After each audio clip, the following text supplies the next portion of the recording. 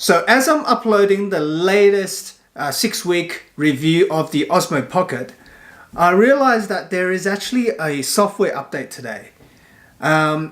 Basically, from reading the patch notes, they have finally added the Pro mode to the Osmo Pocket without having to attach your mobile phone. So this is just going to be a quick episode on the different menus and how you go about updating the software. Alright, let's get down into it. So the first thing you need to do is to download the latest DJI Mimo app to the latest version. As you can see here, 30th of Jan 2019 is the latest update.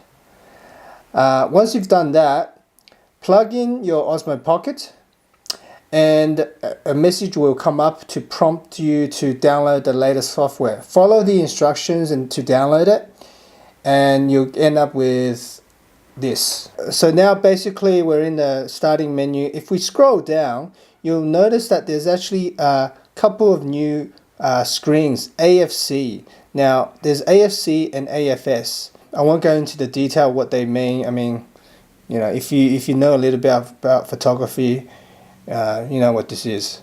And then there's Pro mode. This is what we've been waiting for. I know that in one of our previous video we were complaining that the Pro mode is not available. So this is a very good addition. I'm very excited about this. So let's get into the Pro mode. Alright, so once you click on the Pro mode, you realize there's a little, it says Pro here. Sorry about my fat thumb, but on the top left hand corner it says Pro. So what you do is you touch that, and there's all these different options now. So you have your color, which you can set to normal, DC like, and you have your auto white balance. So you can basically adjust. I'm sorry about the background. It's you can set to auto, sunny, cloudy, you know, fluorescent, etc., different kelvins. And thirdly, you can adjust the exposure, and there's auto and manual mode. If you click on manual mode, you actually can adjust the shutter speed as well. So that's pretty cool. And the ISO. Alright, 3200 auto.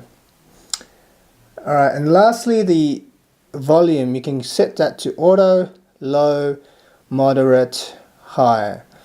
I don't see myself adjusting the volume much. I'm just going to set it to auto because I think, you know, the audio after the update, before this update, they actually fixed up the audio, so it's actually pretty good as it is. So there you go. This is a quick overview of the Pro mode. Please like and subscribe if you haven't already. See you next time.